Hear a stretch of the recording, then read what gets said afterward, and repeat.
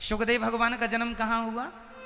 अमरनाथ। ये अमरनाथ, आप लोग अमरनाथ की यात्रा करते हैं ना, अब जैसे अभी अमरनाथ की यात्रा चालू होने वाली है, जब भी होगी तो होती है ना, अमरनाथ की यात्रा पे लोग जाते हैं।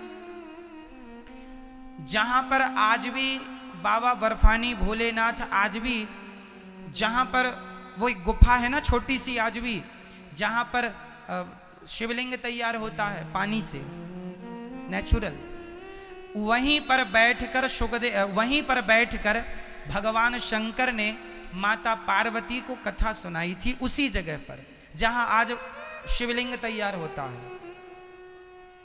है ना, अमरनाथ।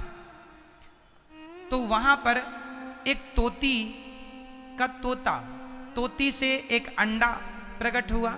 अंडे को कुछ दिन बाद उसने फोड़ा तो सुंदर से सुखदेव भगवान निकले तोते के रूप में, तोती के गर्भ से आए। फिर शंकर जी ने पार्वती मैया को वहां कथा सुनाई तो तोता भी वहां चुपचाप बैठे और शंकर जी की पूरी कथा जो माता पार्वती को सुनाई, पूरी कथा तोते ने सुनी। अच्छा, माता पार्वती को नींद आ गई कथा सुनते सुनते, तो तोते ने सोचा कि माता जी यदि हुंका देना बंद करेंगी, क्योंकि शंकर जी ने माता पार्वती को, देखो जैसे मैया को नींद आ रही है ऐसी माता पार्वती को भी नींद आ गई थी।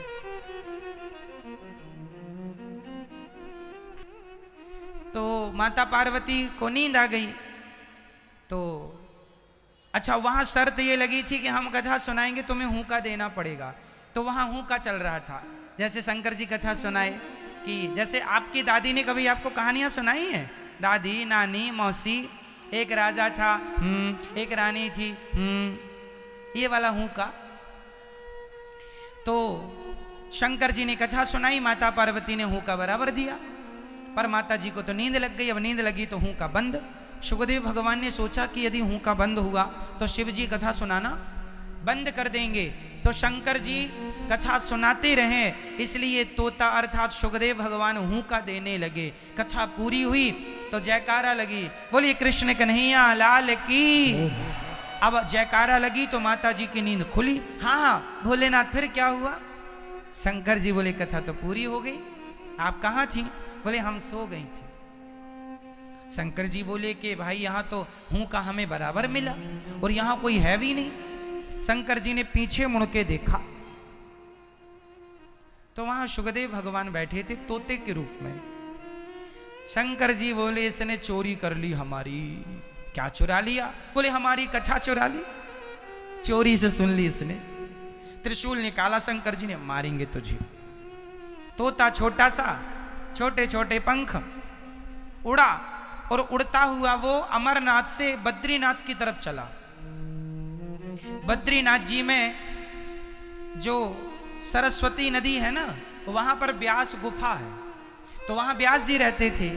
तो वो पहाड़ पहाड़ उड़ता हुआ तोता आया जंगल जंगल, और वहां व्यास जी की जो पत्नी थी वो अपने मासिक धर्म से निवृत्त होके बालों को सुलझा रही थी, केशों को सुलझा रही थी। उन्हें जमहाई आ गई, मुंह खुला, जमहाई है ना, जमहाई आई तो मुंह के द्वार से वो तोता अंदर चला गया और जाके गर्भ में बैठ गया।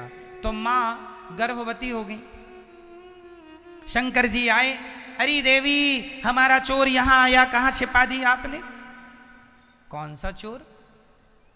बोले एक तोता आया होगा। तो व्यास जी की पत्नी ने कहा क्या चोरी कर ली भोलेनाथ, आपके पास तो कुछ है ही नहीं चोरी वोरी करने के लिए। शंकर जी ने कहा हमारी कथा चुरा ली। कौन सी कथा? बोले अमर कथा। तो माता जी ने कहा कि जब अमर कथा सुन ही ली तो फिर मरेगा कैसे वो, और मर जाएगा तो फिर अमर कथा की महिमा खत्म। शंकर जी बोले बात तो सही है, अब सुन ही ली। शंकर जी चुपचाप चले गए। तोता मां के पेट में रहा 12 साल तक। कितने साल? 12 साल तक वो तोता अपनी मां के पेट में था।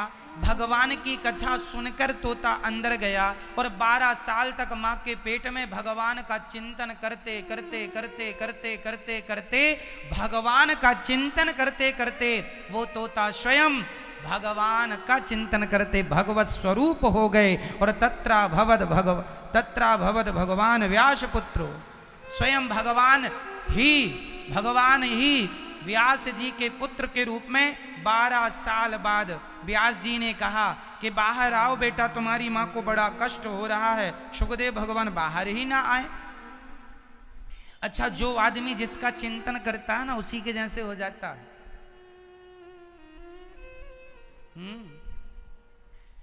कृष्ण जी के भक्त ना कृष्ण जी जैसे लगने लगते हैं। राम जी के भक्त राम जी से लगते हैं, उन्हीं के जैसे। शंकर जी के भक्त शंकर जी जैसे लगने लगते हैं। और भैरव नाथ जी के भक्त भैरव जैसे लगते हैं। भाई, जैसा जिसका देवता वैसा उसका स्वरूप। आप कृष्ण का चिंतन करिए तो आप कृष्ण का चिंतन करते करते आप भी कृष्ण जैसे दिखने लग जाएंगे। ये कृष्ण के चिंतन का यही है। आपके स्वरूप में कृष्ण उतर जाएंगे, क्योंकि आपने चिंतन इतना कर लिया कि आप खुद उनके जैसे हो गए, दिखने लगे। आपका फेस, आपकी शकल, सूरत उन्हीं के जैसे हो गई। चिंतन है। आप जिसका चिंतन करेंगे वैसे लगेंगे।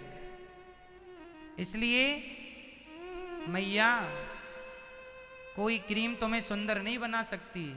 भगवान का चिंतन किया करो, भगवान के स्वरूप को प्राप्त कर लोगे। सुंदर हो जाओगी या सुंदर हो जाओगे।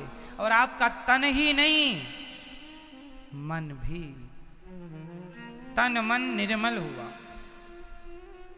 तो भगवान के भक्त भगवान जैसे होते हैं। भगवान बैकुंठ में भगवान के जितने पार्षद हैं ना, आप लोग जब जाएंगे तो मेरी बात याद रखना। जब आप लोग बैकुंठ जाना ना, तो वहां बैकुंठ में जितने लोग मिलेंगे आप पहचान नहीं पाएंगे कि नारायण कौन है, क्योंकि सब नारायण, सबके 4 हाथ होते हैं वहां पर। वहां जब हम भी जाएंगे ना, तो भगवान हमें भी दिव्य स्वरूप देके 4 भुजा दे देंगे, आपको भी 4 हाथ हो जाएंगे। चतुर्भुज रूप में आप और हम सब लोग वहां रहेंगे। भगवान के पार्षद चतुर्भुज रूप में रहते हैं। और वो उनके पास शक्ति होती है, जब चाहे 4 कर लें, क्योंकि 4 में फिर सोने पड़ने में दिक्कत हो जाएगी। इसलिए वो शक्ति, जब चाहो 4 कर लो, जब चाहो 2 कर लो। तो वहां पे जितने भक्त हैं भगवान के, सब भगवान जैसे ही हैं। नहीं पहचान पाएंगे कि इनमें से कौन से भगवान है और कौन से भगवान के भक्त। एक जैसा वो रहते रहते फिर पता चल जाता है। जैसे एक माँ के 2 जुड़वे बच्चे एक से है ना, तो पड़ोसी लोग नहीं पहचान पाते कि ये राम है कि ये लखन है, पर माँ तो पहचानती है ये राम है ये लखन।